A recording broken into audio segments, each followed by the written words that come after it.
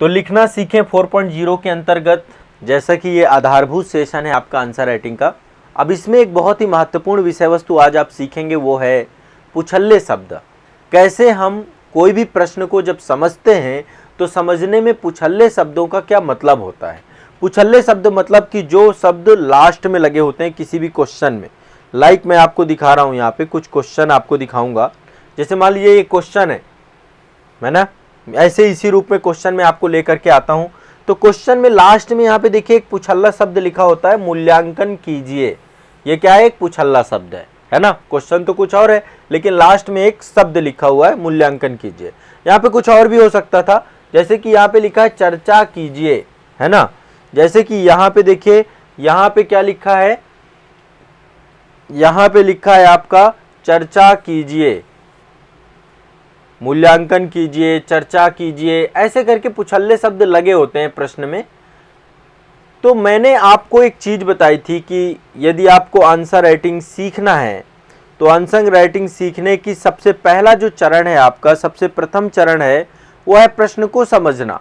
आपको सबसे पहले प्रश्न को समझना सीखना है कि भाई प्रश्न में क्या पूछा गया है। देखिए मैंने यहाँ पे 3 चरण आपको बताए थे प्रश्न के। पहला चरण बताया था प्रश्न को समझना, और समझने के लिए आपको बताया था कि टुकड़ों में इसको बांटना पड़ेगा, ठीक है।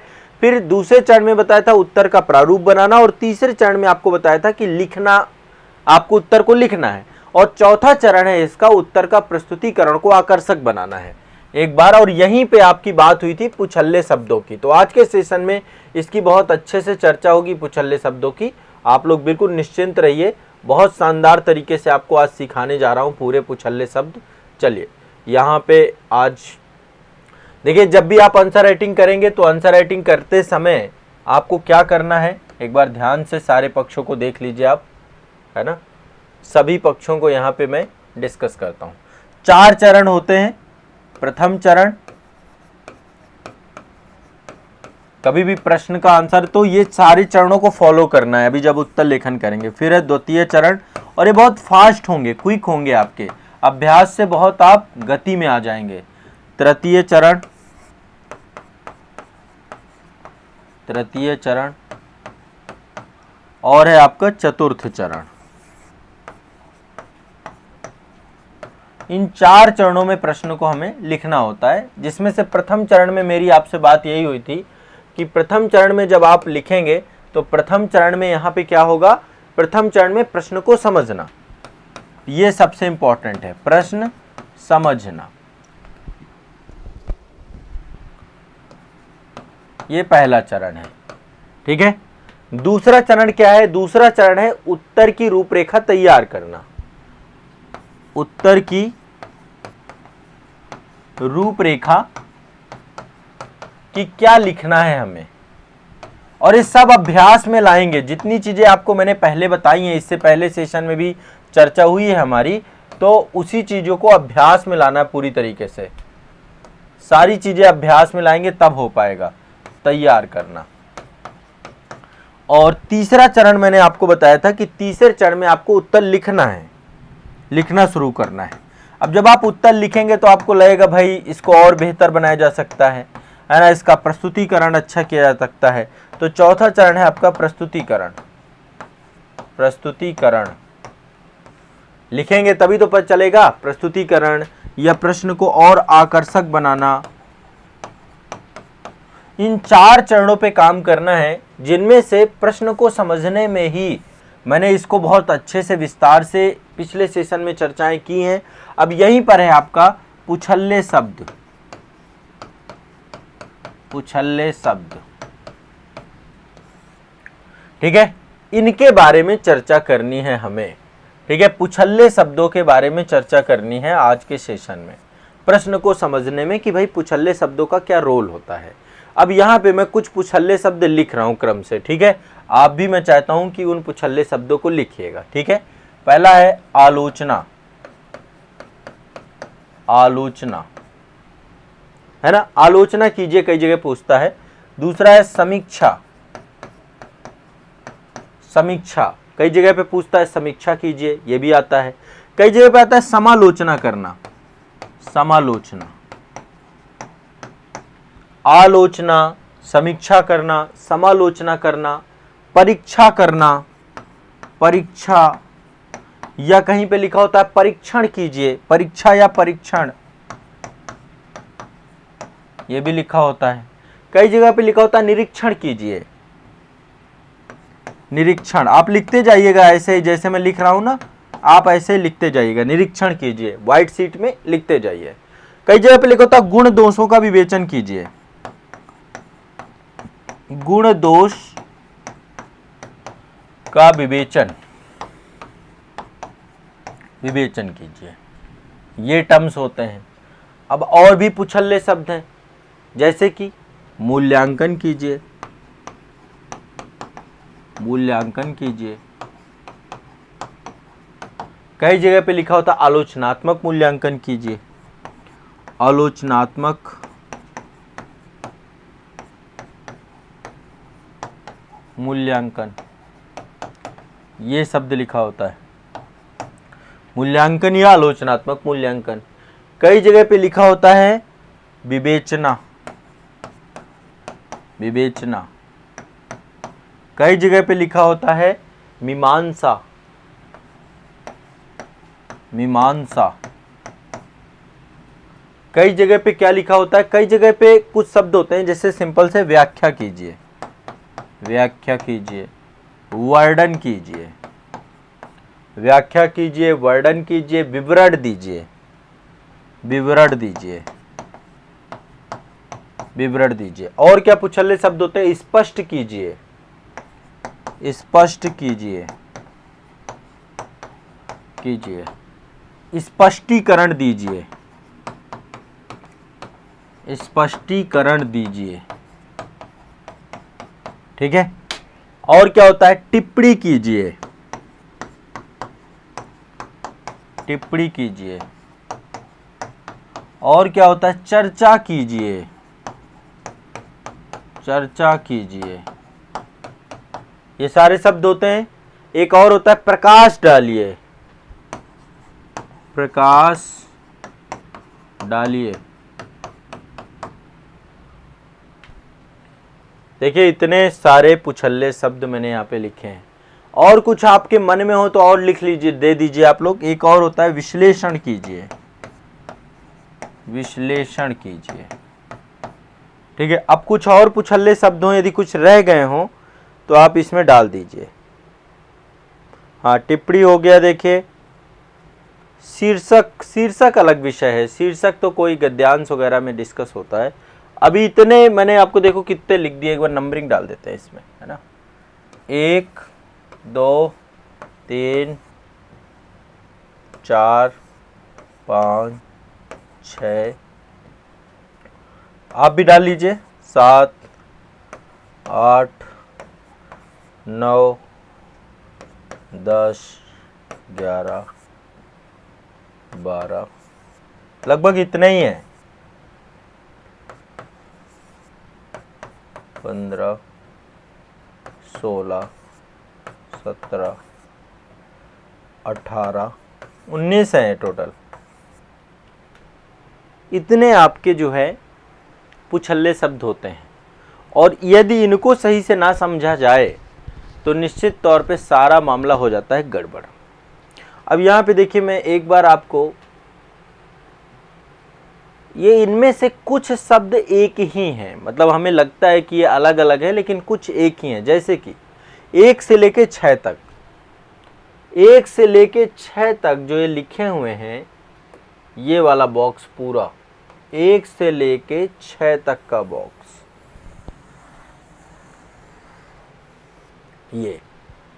ये लगभग एक ही भाव रखते हैं। इन सभी प्रश्नों को, जिन प्रश्नों में आलोचना कीजिए, समीक्षा कीजिए, समालोचना कीजिए, परीक्षा कीजिए, परीक्षण कीजिए, निरीक्षण कीजिए, गुण देशों का विवेचना कीजिए, ये सारे एक ही हैं। मतलब एक ही वर्ग में मानिए, इनमें से जो पूछा जा रहा है वो एक जैसा ही पूछा जा रहा है।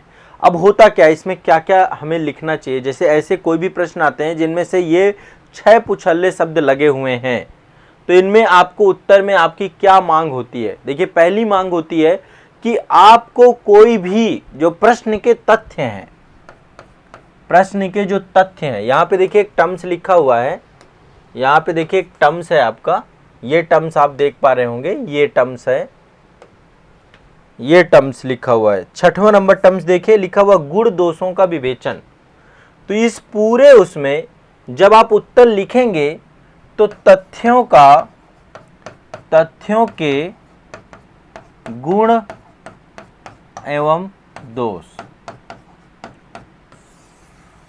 तथ्यों के गुण एवं दोषों की गहरी समझ की अपेक्षा होती है। गुण एवं दोषों के गहरी समझ की अपेक्षा।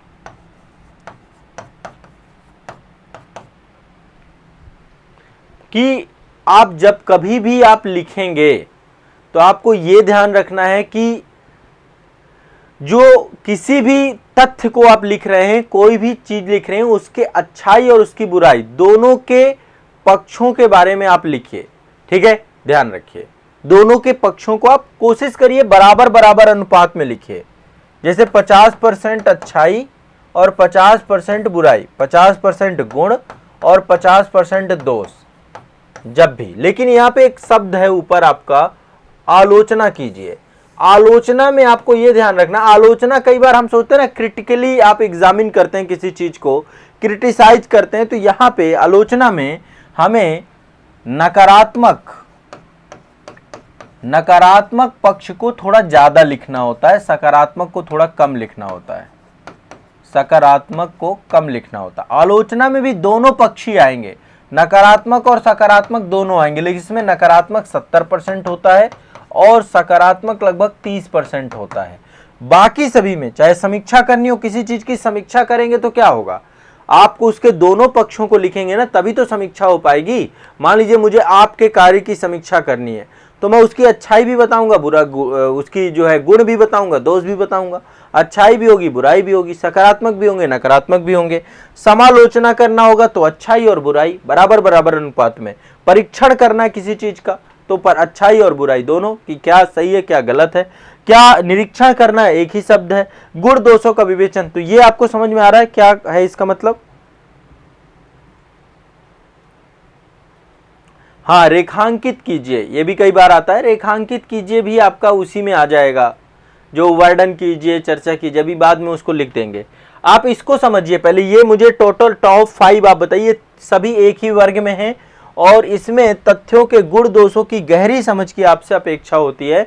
50-50% आपको गुण और दोषों को लिखना होता है, लेकिन आलोचना कीजिए में थोड़ा सा आपको नकारात्मक पक्षों को ज्यादा लिखना है और सकारात्मकता के साथ उत्तर को समाप्त करना है। एक चीज समझ लीजिए, प्रश्न में 3 भाग होते हैं, कोई भी प्रश्न में 3 भाग होते हैं। पहला तो होता है उसका परिचय, प्रश्न के उत्तर में 3 भाग होते हैं। पहला क्या होता है, परिचय। दूसरा होता है मुख्य विषय, जो पूछा गया है उसका उत्तर जो आप लिखते हैं, और तीसरा होता है निष्कर्ष। परिचय आपका कैसा होगा, ये आपका पैराग्राफ में होगा, पैराग्राफ लगभग 3 से 4 लाइनों में आप इसको लिखिए।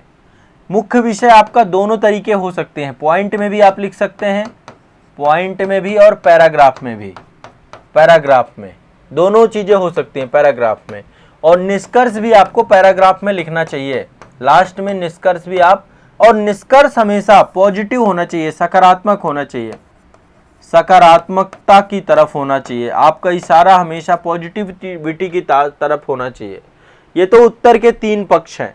प्रश्न के भी 3 पक्ष मैंने आपको बताए थे, शायद आप लोगों ने, जो लोग क्लास लिए हैं, मैं प्रश्न जब अभी कराऊंगा तो प्रश्न के 3 पक्षों के बारे में बताऊंगा। देखो प्रश्न के 3 पक्ष क्या होते हैं, जब आप प्रश्न पढ़ते हैं तो उसमें 3 चीजें होती हैं। पहला, सबसे पहला कि टॉपिक क्या है, टॉपिक, हमेशा टॉपिक का ही परिचय लिखना होता है कि वो किस टॉपिक से पूछा गया है प्रश्न, हर एक उसका टॉपिक होता है। दूसरा, अब उत्तर में मतलब प्रश्न कितने टुकड़ों में है, कितने टुकड़ों में प्रश्न है, कई बार 1 टुकड़े में होता है, कई बार 2 टुकड़े में होता है, कई बार 3 टुकड़े में होता है।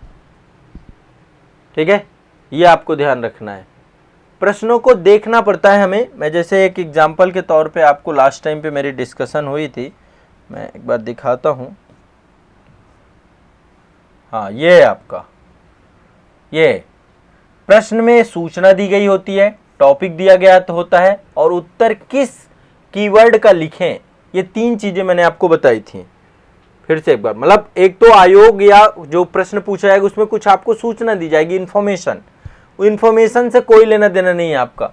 टॉपिक का परिचय लिखते हैं और किस कीवर्ड का उत्तर लिखें, मतलब कई बार कई कीवर्ड होते हैं यहाँ पे, तो कीवर्ड देखिए मैंने इसमें आपके छाड़े हैं, कृषि भंडारण, बफर स्टॉक, वितरण प्रणाली, चुनौतियां, चर्चा कीजिए, ये आपके कीवर्ड है ना। तो ये जब आप अभ्यास करेंगे मेरे साथ तो मैं रेगुलरली आपको ये चीजें वहां पे अवेयर करता रहूंगा, ठीक है, वहां पे अवेयर करता रहूंगा।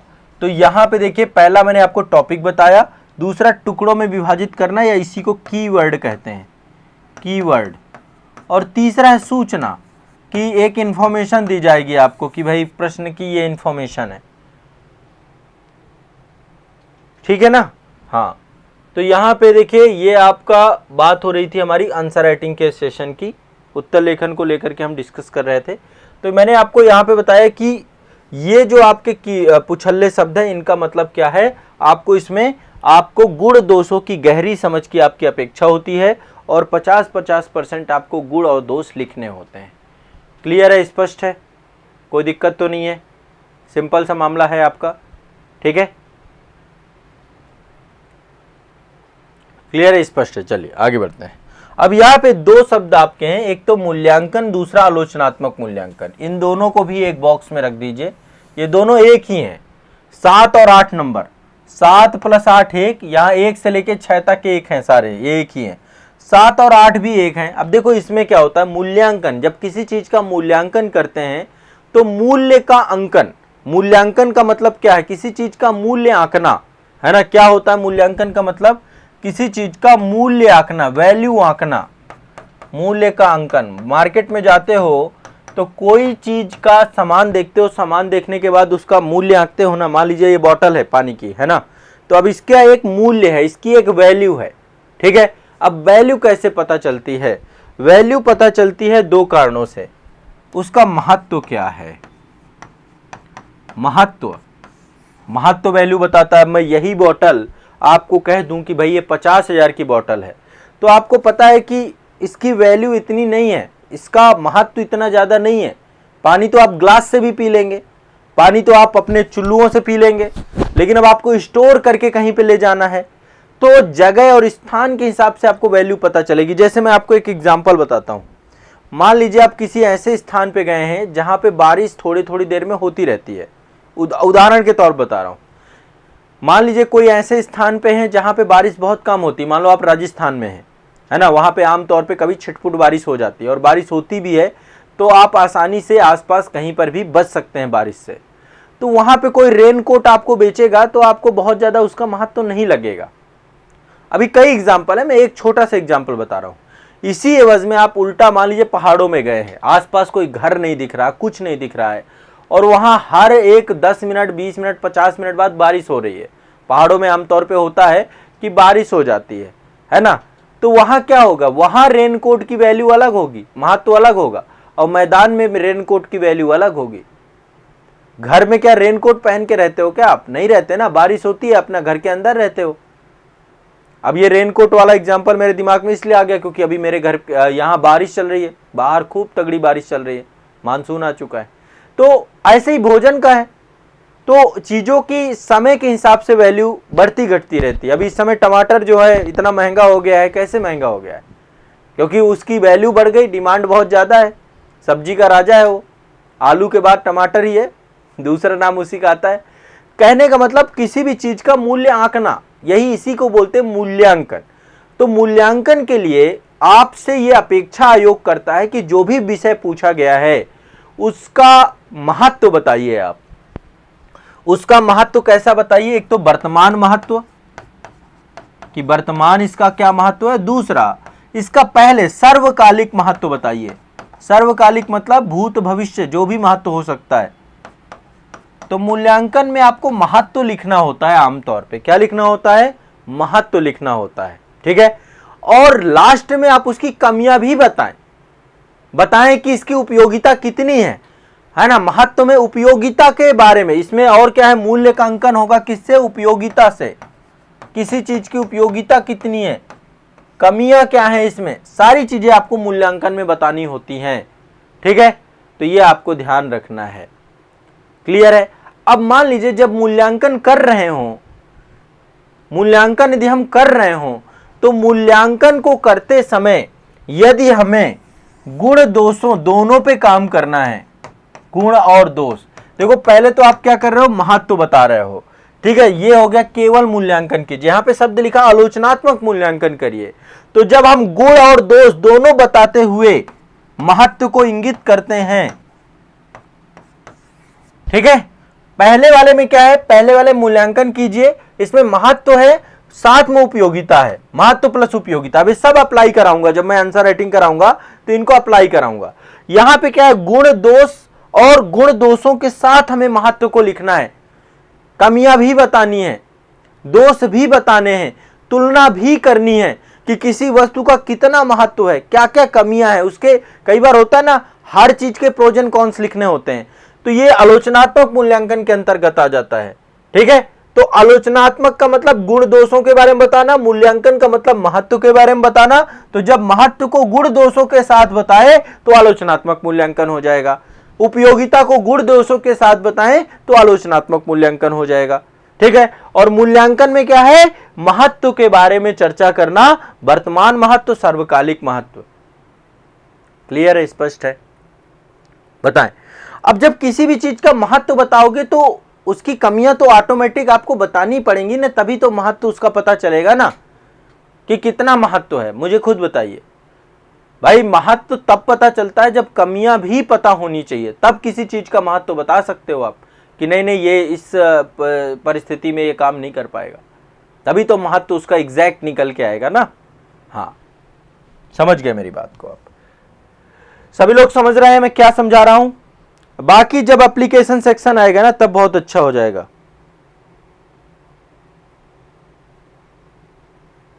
हाँ ठीक है भाई, टमाटर के रेट लिखने के लिए नहीं बात हुई थी भाई। हाँ, रेड कलर कह रहे हैं सर, चेंज कर लीजिए। कौन सा, व्हाइट कर लें? व्हाइट समझ में आ रहा है ना? हाँ, व्हाइट कर लेते हैं। ठीक है, व्हाइट कर लेते हैं। चौरा चौरी से भी हैं बच्चे यहाँ पे। ठीक है, अब इसके बाद अगला चलते हैं। एक बार ये मैं 9-10 को बाद में कराता हूं, ये वाला सेगमेंट व्याख्या 11 से लेकर के, ये पूरा एक साथ कर लीजिएगा, 11 से लेकर यहां तक प्रकाश डालिए, ये पूरा एक ही है। इसी में एक शब्द और जोड़ लीजिए, रेखांकित कीजिए, रेखांकित कीजिए, ये भी आपका इसी में आ जाएगा। व्याख्या कीजिए, वर्णन कीजिए, रेखांकित कीजिए, विवरण दीजिए, स्पष्ट कीजिए, स्पष्टीकरण कीजिए, टिप्पणी कीजिए, चर्चा कीजिए, प्रकाश डालिए। ये सब एक ही हैं, एक ही वर्ग में इनको रखा जाएगा। अब इसमें क्या है, सभी शब्द का एक ही आशय है, समान आशय है, कोई अलग अलग आशय नहीं है। और ऐसे प्रश्नों में अभ्यर्थी से इतनी अपेक्षा होती है कि जो भी प्रश्न पूछा गया है उसकी जानकारी वो सरल भाषा में दे। जानकारी किस में दे? सरल भाषा में उपलब्ध कराए, सरल भाषा में जानकारी दे।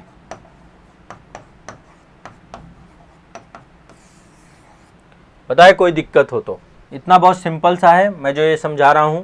व्याख्या करें, वर्णन करें, रेखांकित करें, विवरण करें, स्पष्ट कीजिए, स्पष्टीकरण दीजिए, टिप्पणी कीजिए, चर्चा कीजिए, प्रकाश डालिए।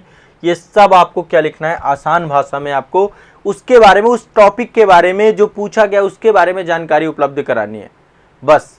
ठीक है, बहुत ज़्यादा तथ्यों की गुंजाइश होती है, जब ऐसे क्वेश्चन आते हैं तो तथ्य ज़्यादा दिए जाते हैं। खासकर जब वर्णन करना होता है किसी चीज़ का तो यहाँ पे तथ्य पर्याप्त मात्रा में होने चाहिए, विवरण में भी तथ्य पर्याप्त मात्रा में होने चाहिए। इसमें मतलब तथ्यात्मक भाषा में जानकारी आपको देनी है। कभी भी जानकारी देंगे तो कैसे देंगे?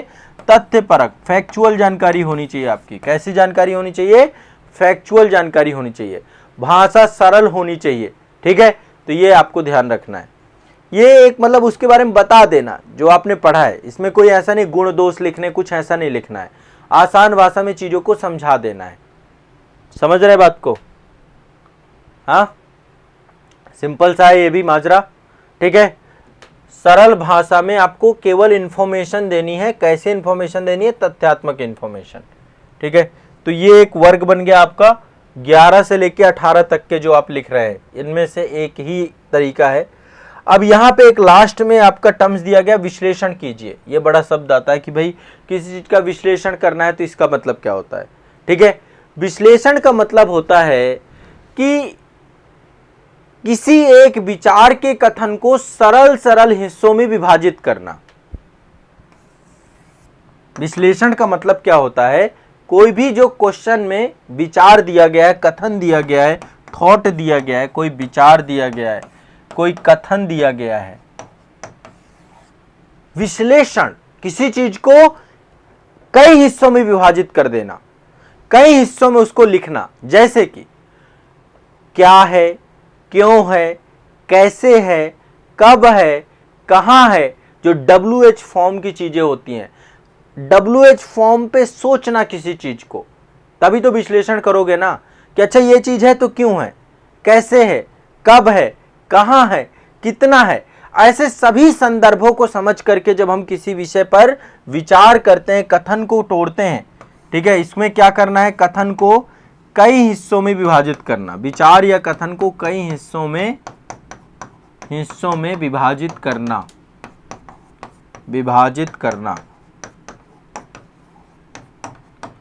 कई हिस्सों में विभाजित करना। किसी विचार को, किसी कथन को कई हिस्सों में विभाजित करना। ठीक है, अब जब विभाजित करते हैं तो इसमें कई संदर्भ देखते हैं, कई संदर्भों में संदर्भ क्या होते हैं? जैसे कि क्या है, क्यों है, कोई चीज क्यों है, क्या है, क्यों है, कितना है, कैसे है, क्या है, क्यों है, कैसे है, कब है, कहां है,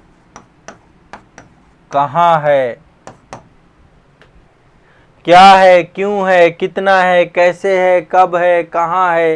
ये सभी संदर्भों में विषय वस्तु को सोचना, इतने टुकड़ों में विभाजित करना विश्लेषण है किसी चीज का। क्या है? विश्लेषण। विश्लेषण मतलब किसी चीज को हर एक एंगल से देखना। ठीक है, तो जब हम कई सारे विषयों को सरल से सरल हिस्सों में विभाजित करके सोचते हैं तो ये आपका विश्लेषण करना होता है। ये आपका क्या होता है? विश्लेषण करना। ठीक है, हाँ ठीक है, थोड़ा पेन डार्क है, अब आसान लग रहा होगा, दिख रहा होगा। तो कथन को क्या है? सरल से सरल हिस्सों में विभाजित करना। क्लियर है, स्पष्ट है? तो विश्लेषण करना भी समझ में आया। ठीक है, अब यहाँ पे एक शब्द है विवेचन करना या मीमांसा। ये दो शब्द यहाँ पे, दो टर्म्स आपके इस पे आ जाते हैं, विश्लेषण करना या मीमांसा। इसका मतलब क्या है? देखो, मीमांसा का अर्थ होता है किसी भी विषय वस्तु को संपूर्ण रूप से प्रस्तुत करना। कोई भी चीज हो उसको संपूर्ण रूप से, विवेचन करने का मतलब भी होता है किसी भी विषय को व्यवस्थित तथा संपूर्ण रूप से प्रस्तुत करना। इसमें भी लिखना ही है, आपको तथ्यपरक लिखना है। तो विषय वस्तु को कम शब्दों में संपूर्णता के साथ लिखना, संपूर्णता के साथ लिखना। जब विषय वस्तु को संपूर्णता के साथ लिखते हैं तो क्या हो जाता है आपका? ये मीमांसा करना होता है, विवेचन करना होता है, उसके हर एक पक्ष को वहां पर डालते हैं हम लोग। ठीक है, तो ये भी आपको ध्यान में रखना है। सभी संभव पक्षों को लिखने का प्रयास करना मीमांसा कहलाता है, विवेचन कहलाता है। ठीक है, तो सभी संभव पक्ष लिखना, सभी संभव पक्षों को लिखना,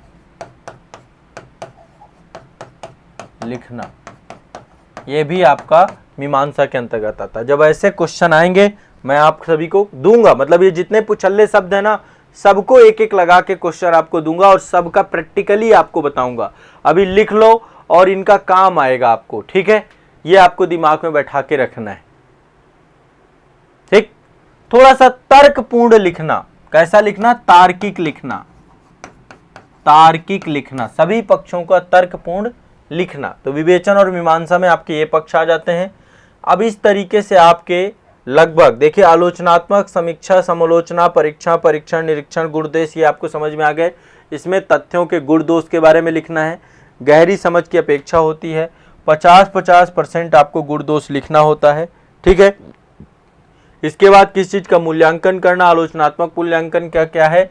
मूल्य का अंकन करना, उसके महत्व को रेखांकित करना, उसके वर्तमान और सर्वकालिक महत्व को बताना, उसकी उपयोगिता को बताना, गुण दोषों को बताना, ठीक है।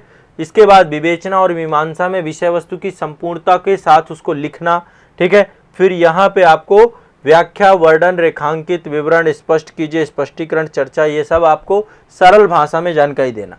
अब ये तो आपको थोड़ा बहुत देखो लग रहा होगा कि ठीक है लिखेंगे, पर अभी भी यही लग रहा होगा क्या लिखेंगे।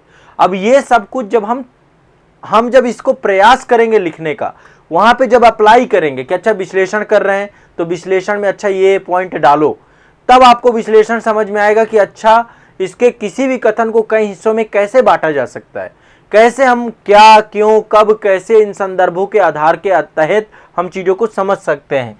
तो जब आप इसको लिखेंगे इन पक्षों को तो आप समझ पाएंगे। तो देखिए ये आपके पुछल्ले शब्द लगभग हो गए, जिनको मैंने आपको बता दिया कि क्या लिखना होता है, कहाँ पे तथ्य देना है, कहाँ पे गुण दोष देना है, कहाँ पे संपूर्णता के साथ लिखना है, कहाँ पे आप किसी कथन और विचार को कई हिस्सों में, विभिन्न पक्षों में, कई संदर्भों में समझ करके लिखने का प्रयास करेंगे। ये सारी चीजें तो मैंने बता दी, लेकिन ये बिना प्रैक्टिकली संभव नहीं है। जब तक आप इसको प्रैक्टिकली अप्रोच नहीं करेंगे, जब तक आप इसको प्रैक्टिकली लिखने का प्रयास नहीं करेंगे, तो ये कुछ समझ में नहीं आएगा। इसलिए ये सब अप्लाई कहाँ करेंगे? जब हम आंसर राइटिंग स्टार्ट करेंगे, ठीक है। आंसर राइटिंग के टॉपिक मैंने आपको बता दिए हैं। सभी लोग एक बार कमेंट सेक्शन में बताएं टॉपिक सभी को पता है, ठीक है। पुछल्ले शब्दों का हो गया। अभी कल एक सेशन और रहेगा, ठीक है। इसके बाद हमारी आंसर राइटिंग स्टार्ट हो जाएगी।